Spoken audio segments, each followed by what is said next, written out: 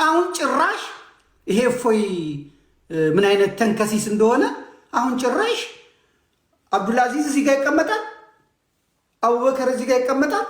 ሁለቱም አላህ እግር አለው እጅ አለው ብሎ ያፋጫቸዋል። ይሄኛው የለውም ይላል፣ ይሄኛው አለ ይላል። መሀል ላይ ሶስተኛው ደግሞ ከድጃ ትመጣና እጅ አለው እግር አለው የሚባል ጌታ አይደለም የምንገዛው፣ ይልቁንስ አምሳያም የሌለው ፈጽሞ አካልን የማይመስል የአካል ፈጣሪ ከዓለማት የተብቃቃ የተጠራራ የጸዳ የሆነ ጌታ ነው የምንገዛው። ይህ መታወቅ አለበት። ሁሱ የተናገራቸው በሙሉ ሙስሊሞችን አይወክሉም። እፎይ ጋር ነው የምትከራከሩት፣ በውስጥ አንከራከርም ወይ ትላለች። ጭራሽ አሁን ክርክር ትቶ እያፋጫቸው ነው። በእውነት ይህ ትክክል አይደለም። ራሳችሁ ናቸው የመጣችሁት። እሱ ቁጭ ብሎ እየሰማ ነው። በእውነት አቡበከር አላህ ሁለት እግር አለው እጅ አለው ይላል፣ ይሄኛው ደግሞ የለውም ይላል። ያኛውም አለው የሚለው ያወጣል፣ ይሄኛውም የለውም ይላል። ራሳችሁ በራሳችሁ ሄዳችሁ እፎይን ዳኘን አላችሁት።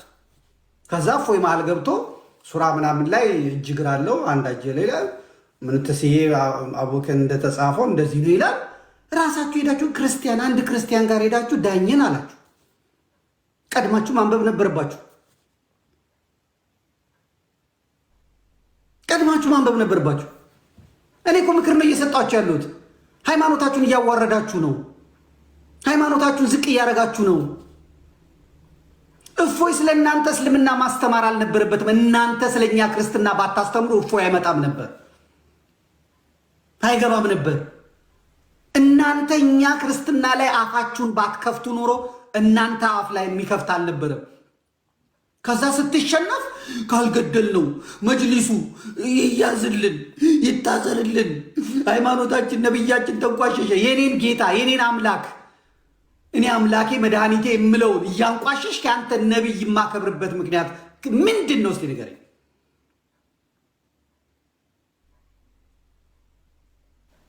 እኔ አመንኩበትን እያመለኩ ነው። ቁርአናችሁ የሚያዛል በቃ ባመናችሁበት ምናምን ይላል። በቃ ተወኝ። እኔ እከራከራለሁ ካልክ ደግሞ እኔ ቁርአን ሰው አይደለሁም፣ መከራከር አልችልም። ከኔ ጋር መከራከር የሚፈልግ ሰው እጁን ያውጣ። እንደምን ብዬ ደብዳቤ ጽፋለሁ ለእፎይ። እሱ ነው በዚህ የሰለጠነው፣ ራሱን ያሰለጠነው። ከዛ ልካችኋለሁ። እኔ ቁጭ ብዬ ከልጄ ጋር ሰማችኋለሁ። መቼም የገስት ቦታ የሚያስገባን የለም። በነ ከድጃ በነማ የተጣበበ ነው። አለቀ። ናፍቆታቸው ራሱ በቃ ጓጉተው ነው የሚመጡት። እና አብዱራዛቅ የእፎይ ተማሪዎች እኮ እስላሞቹ ናቸው። ጨንቋቸዋል ማለት ነው። አንድ ነገር አስተንፍሷቸዋል ማለት ነው። ከዛ ኡስታዞቹ ተነስተው እፎይ እየተባለ የተረገመ ነው ዲቤ መንዙማ ታወጡለታላችሁ። እንደው ስለ እፎይና ስለ ሁሱ የሆነ ነገር ልል ነበር፣ ግን አልተገለጠልኝም። ስላልተገለጠልኝ ምንም ምለው ነገር የለኝም። ጨርሻለሁ። ጤና ይስጥልኝ። ስላልተገለጸልኝ ነው ባጭሩ። ጤና ይስጥልኝ። እንደምን አላችሁ? እግዚአብሔር ይመስገን ብሎ አይከፈልበትም። እግዚአብሔር ይመስገን ብሎ በነገራችን ላይ ኦርቶዶክሳውያን ኑማ ጠጋ ብሉኝ የሆነ ነገር ልንገራችሁ።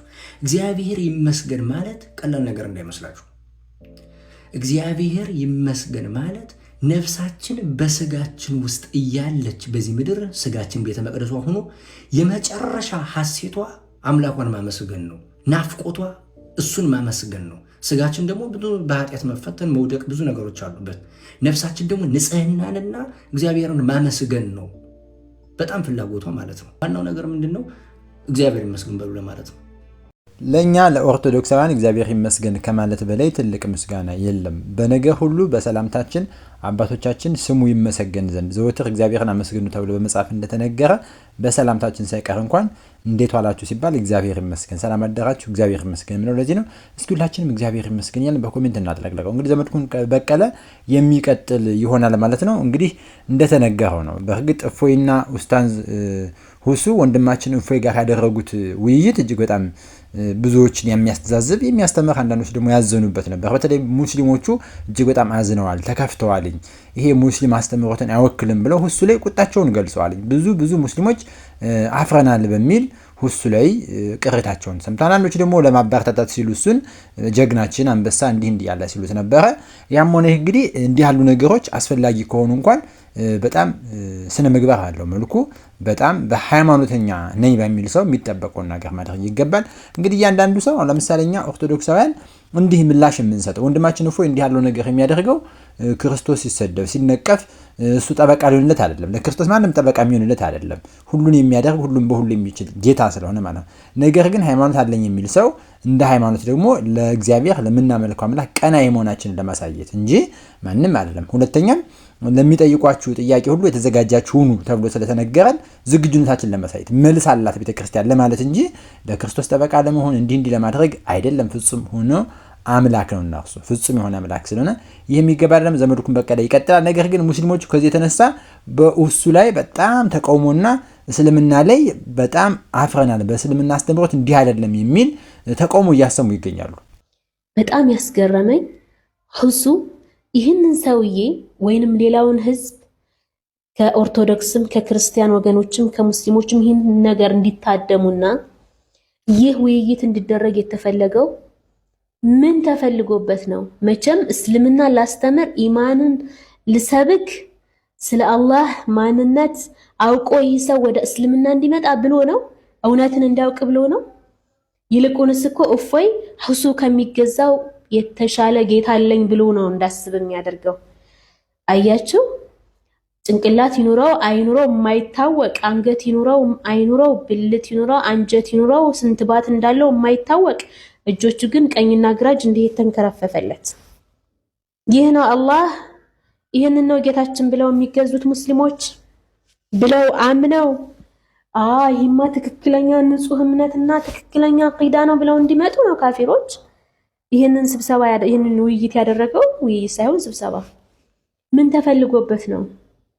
እፎይ የጠየቀው ጥያቄ የማንን ጥያቄ እንደሆነ ታውቃላችሁ? የሙሽሪኮችን ጥያቄ፣ ትክክለኛ የሙሽሪኮች ጥያቄ። እንደ ሁሱ አንገት ይኖረው አይኖረው የሰውነት ክፍለ አካላቶቹ ግማሾቹ የማይታወቁ ጾታ ይኖረው አይኖረው የማይታወቅ እንደዚህ አይነት ጌታን ነብዩ አላስተማሩም። ማንም ነብይ አላስተማርም። ይህ የሙስሊሞች እምነት አይደለም።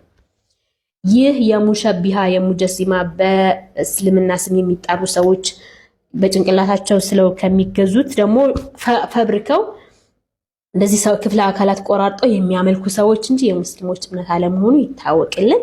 እኛ ጌታችን አካል አይደለም፣ አካልን አይመስልም፣ በአካል ባህሪ አይገለጽም። አርሽ ላይ ነው፣ ኩርሲይ ላይ ነው፣ ይወርዳል ይወጣል፣ እጅ አለው እግር አለው የሚባል ጌታ አይደለም የምንገዛው። ይልቁንስ አምሳያም የሌለው ፈጽሞ አካልን የማይመስል የአካል ፈጣሪ ከዓለማት የተብቃቃ የተጠራራ የጸዳ የሆነ ጌታ ነው የምንገዛው። ይህ መታወቅ አለበት። ሁሱ የተናገራቸው በሙሉ ሙስሊሞችን አይወክሉም። ሌሎችን ቪዲዮዎች ኢንሻአላህ እቀጥላለሁ።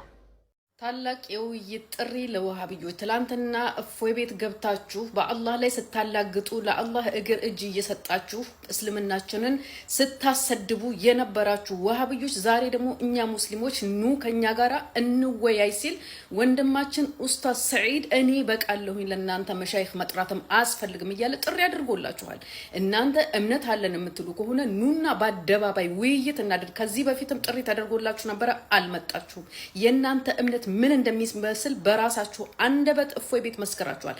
ስለዚህ እኛም ደግሞ እኛ ሙስሊሞች ማለት እነማን እንደሆነ ማሳወቅ ግዴታችን ስለሆነ አላህን በዚህ መልኩ አሰድባችሁ ፍጡራንን እያመለካችሁ አትኖሩም በማለት ደግሞ ውይይት ተጋብዛችኋል፣ ተጠርታችኋል። አክብሮ ጥሪውን አክብሮ መምጣት ደግሞ ትልቅነት ነው። ጠሪ አክባሪ ነው። ጠርተናችኋል። በወንድማችን ኡስታዝ ሰዒድ ቤት ሁሱም ይሁን ሌላ ኡስታዝ ካላችሁ ሌላ ሼክ ካላችሁ ይዛችሁ መቅረብ ትችላላችሁ። ወንድማችን ሰዒድ ግን እኔ ራሴ በቂ ነኝ ማንም አያስፈልግም በማለት ይሄው ራሱን አዘጋጅቷል። ስለዚህ መልካም እድል።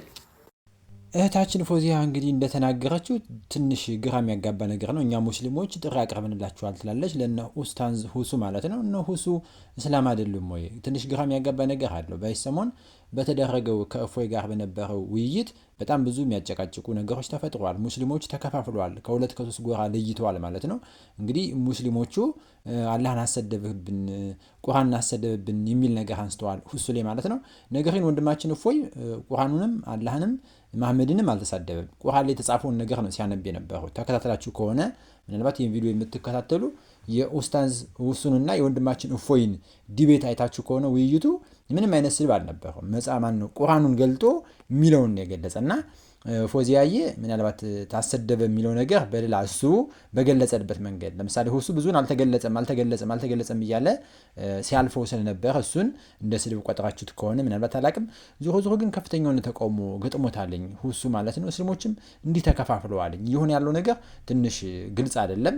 እንግዲህ አሁን ቅድሚያ እርስ በርስ ደግሞ ሊወያዩ ነው ማለት ነው።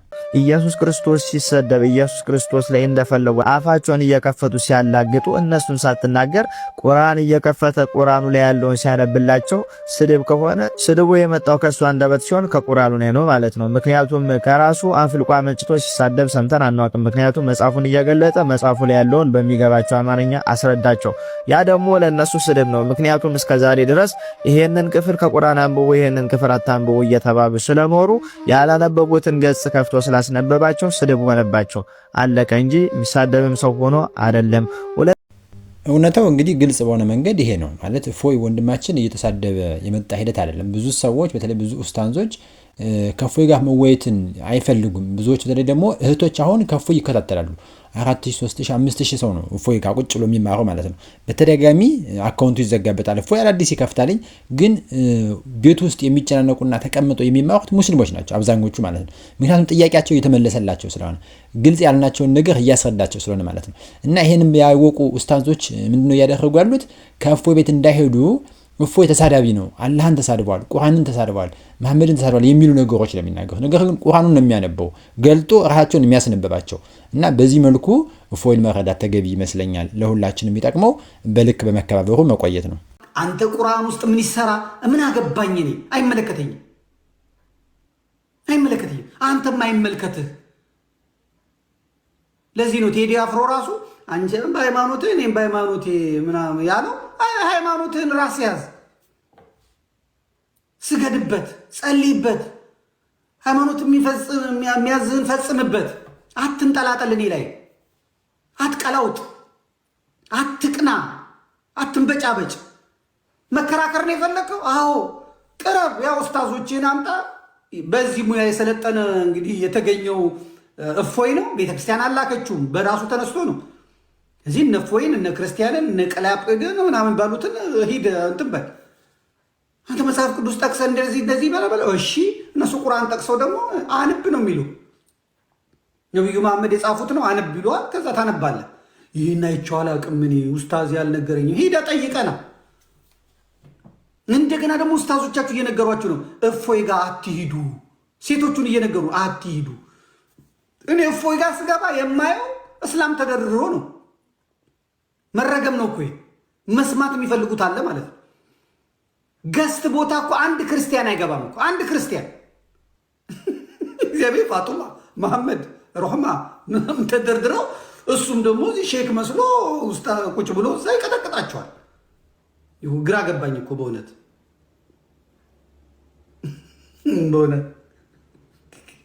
ልጄ በጣም ነው የምትወደው እፎይንና እሱ እየሰማች ነው የምትሄደው። ትስቃለች። ከእሷ የተነሳ እሷ ስትከፍተው ሰማዋለሁ፣ እኔም እከታተለዋለሁ። እኔ የታዘብኩትን ነው የምነግራችሁ። ምን አስኬዳችሁ? እፎይ ጋር ምን አስኬዳችሁ?